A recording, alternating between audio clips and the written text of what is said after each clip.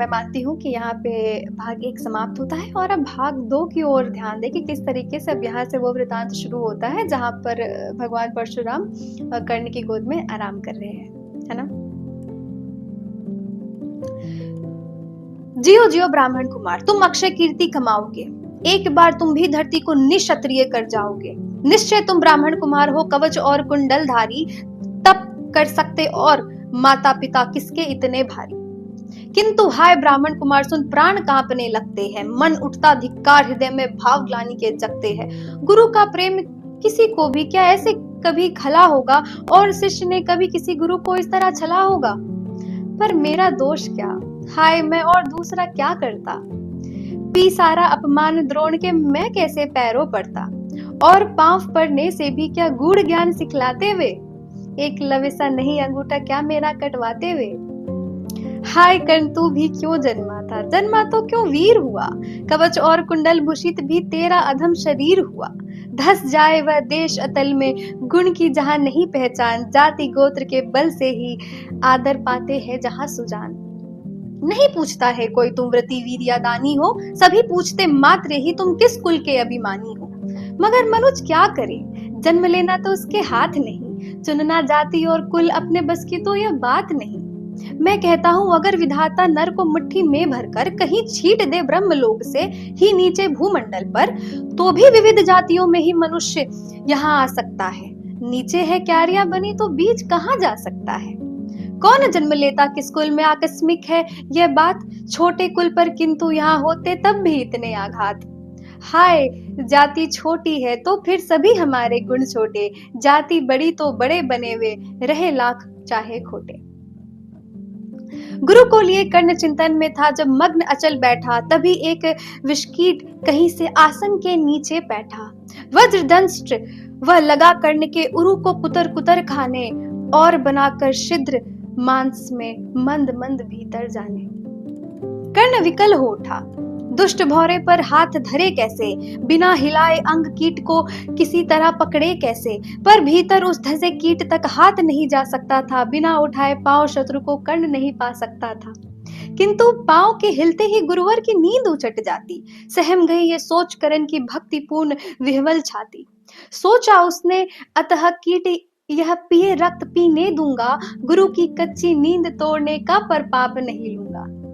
बैठा रहा अचल आसन से कर्ण बहुत मन को मारे, आह निकाले बिना शीला सी सहनशीलता को धारे। किंतु लहू की गर्म धार जो सहसा आन लगी तन में, परशुराम जग परे रक्त को देख हुए विस्मित मन में। कर्ण झपट कर उठ इंगतियों में, गुरु से आज्ञा लेकर बाहर किया कीट को उसने शत में से उंगली देकर। परशुराम बोले, शिव शिव तूने यह की मूर्खता बरी, सहसा रहा अचल जाने कब से ऐसी वेदना करी। तनिक लजा कर कहा कर्ण ने, नहीं अधिक पीड़ा मुझको, महाराज क्या कर सकता है यह छोटा कीड़ा मुझको। मैंने सोचा हिला डुला तो वृथा आप जग जाएंगे, क्षण भर को विश्राम मिला जो नाहक उसे गवाएंगे। निश्चल बैठा रहा, सोचा यह कीट स्वयं उड़ जाएगा, छोटा सा यह जीव मुझे कितनी पीड़ा पहुंचाएगा। पर यह तो भीतर धंसता ही गया, मुझे हैरान किया। लज्जित हूं इसलिए कि सब कुछ स्वयं आपने देख लिया। परशुराम गंभीर हो गए, सोच न जाने क्या मन में। फिर सहसा क्रोधाग्नि भयानक भभक उठी उनके तन में। दांत पीस आंखें तरेर कर बोले, कौन छली है तू, ब्राह्मण है या और किसी अभिजन का पुत्र बलि है तू। सहनशीलता को अपनाकर ब्राह्मण कभी न जीता है, किसी लक्ष्य के लिए नहीं अपमान हलाहल पीता है। सह सकता जो कठिन वेदना, पी सकता अपमान वही, बुद्धि चलाती जिसे तेज का कर सकता बलिदान वही। तेज पुंज ब्राह्मण तिल तिल कर जले, नहीं यह हो सकता किसी दिशा में भी स्वभाव अपना यह कैसे खो सकता। कसक भोगता हुआ विप्र निश्चल कैसे रह सकता है, इस प्रकार की चुभन वेदना क्षत्रिय ही सह सकता है। तू अवश्य क्षत्रिय है पापी, बता न तो फल पाएगा, परशुराम के कठिन श्राप से अभी भस्म हो जाएगा। क्षमा क्षमा है देव दया में, गिरा कर्ण गुरु के पद पर। मुख विवीर्ण हो गया, अंग कांपने लगे भय से थर थर। शूद पुत्र हूँ मैं, शूद्र कर्ण हूँ, करुणा का अभिलाषी हूँ, जो भी हूँ पर देव आपका अनुचर अंतेवासी हूँ। छली नहीं मैं हाय, किंतु छल का ही तो यह काम हुआ। आया था विद्या संचय को, किंतु व्यर्थ बदनाम हुआ। बड़ा लोभ था बनु शिष्य में कार्तवीर के जेता का, तपोदीप्त सुरमा विश्व के नूतन धर्म प्रणेता का। पर शंका थी मुझे, सत्य क्या अगर पता पा जाएंगे, महाराज मुझ सूत पुत्र को कुछ भी नहीं सिखाएंगे। बता सका मैं नहीं इससे प्रभु, जाति अपनी छोटी, करे देव विश्वास भावना और न थी कोई खोटी। पर इतने से भी लज्जित मैं हाय, गड़ा सा जाता हूँ, मारे बिना हृदय में अपने अपने मरा सा जाता हूँ। छल से पाना माना जगत में किलविश है, मल ही तो है, ऊंचा बना आपके आगे सचमुच ये छल ही तो है। पाता था सम्मान आज तक दानी व्रती बली होकर, अब जाऊंगा कहाँ स्वयं गुरु के सामने छली होकर। करे भस्म ही मुझे देव, सम्मुख है मस्तक नत मेरा, एक कसक रह गई नहीं पूरा जीवन का व्रत मेरा। गुरु की कृपा शाप से जलकर अभी भस्म हो जाऊंगा, पर मदांध अर्जुन का मस्तक देव कहाँ मैं पाऊंगा। यह तृष्णा ये विजय कामना मुझे छोड़ क्या पाएगी, प्रभु अतृप्त वासना मरे पर भी मुझको भरमाएगी। दुर्योधन की हार देवता कैसे सहन करूंगा मैं, अभय देख अर्जुन को मरकर भी तो रोज मरूंगा मैं। परशुराम का शिष्य कर्ण पर जीवन दान न मांगेगा, बड़ी शांति के साथ चरण को पकड़ प्राण निज त्यागेगा। प्रस्तुत हूँ दे शाप, किंतु अंतिम सुख तो ये पाने दे, इन्हीं पाद पद्मों के ऊपर मुझको प्राण गंवाने दे।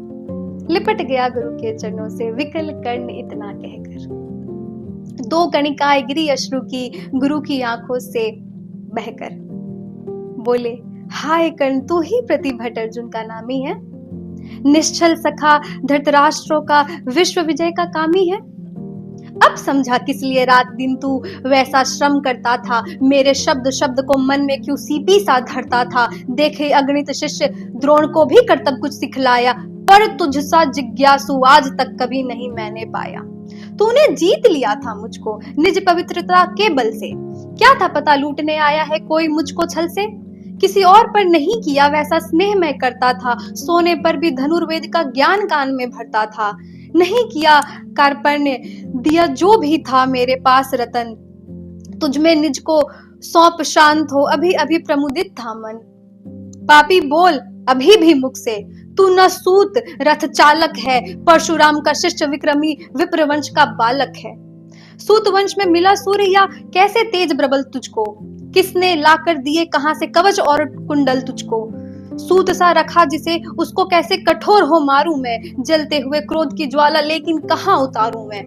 पद पर बोल पड़ा कर्ण, दिया था जिसको आंखों का पानी, करना होगा ग्रहण उसी को अनल आज के गुरु ज्ञानी। बरसाई अनल आंखों से सिर पर उसे संभालूंगा, दंड भोग जलकर मुनि सत्तम छल का पाप छुड़ा लूंगा।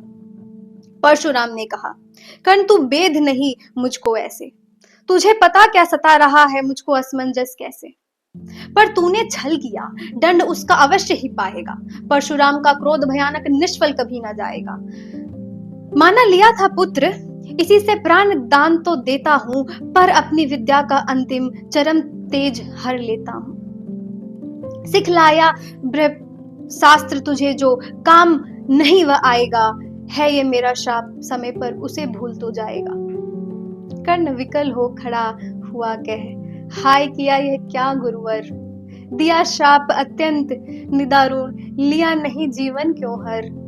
वर्षों की साधना साथ ही प्राण नहीं क्यों लेते हैं, अब किस सुख के लिए मुझे धरती पर जीने देते हैं। परशुराम ने कहा कर्ण ये शाप अटल है सहन करो, जो कुछ मैंने कहा उसे सिर पर ले सादर वहन करो। इस महेंद्र गिरी पर तुमने कुछ थोड़ा नहीं कमाया है, मेरे संचित निखिल ज्ञान तूने मुझ में ही पाया है। रहा नहीं ब्रह्मास्त्र एक, इससे क्या आता जाता है, एक शस्त्र बल से न वीर कोई सब दिन कहलाता है। नई कला नूतन रचनाएं, नई सूझ नूतन साधन, नए भाव नूतन उमंग से वीर बने रहते नूतन। तुम तो स्वयं दीप्त पौरुष हो कवच और कुंडल धारी, इनके रहते तुम्हें जीत पाएगा कौन सुभट भारी। अच्छा लो वर भी कि विश्व में तुम महान कहलाओगे, भारत का इतिहास कीर्ति से और धवल कर जाओगे। अब जाओ लो विदा वत्स, कुछ कड़ा करो अपने मन को, रहने देते नहीं यहाँ पर हम अभिषिप्त किसी जन को।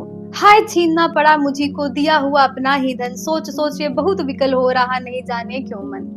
व्रत का पर निर्वाह कभी ऐसे भी करना पड़ता है, इस कर से जो दिया उसे उस कर से हरना पड़ता है। अब जाओ तुम कर्ण, कृपा करके मुझे निसंग करो, देखो मत यूं सजल दृष्टि से व्रत मेरा मत भंग करो। आह बुद्धि कहती कि ठीक था जो कुछ किया, परंतु हृदय मुझसे कर विद्रोह तुम्हारी मना रहा जाने क्यों जय। अनायास गुणशील तुम्हारे मन में उगते आते हैं, भीतर किसी अश्रु गंगा में मुझे बोर नहलाते हैं। जाओ जाओ कर्ण, मुझे बिल्कुल असंग हो जाने दो, बैठ किसी एकांत कंज में मन को स्वस्थ बनाने दो। भय है तुम्हें निराश देखकर छाती कहीं न फट जाए, फिरा लूं अभिशाप में अपना पिघल कर वाणी कहीं न उलट जाए।